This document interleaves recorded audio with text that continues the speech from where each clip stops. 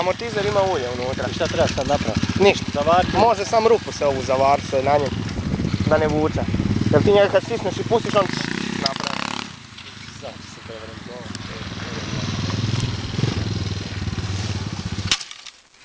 Up and down, up and down. Tamo htio dat gas i dići ga, spusti se.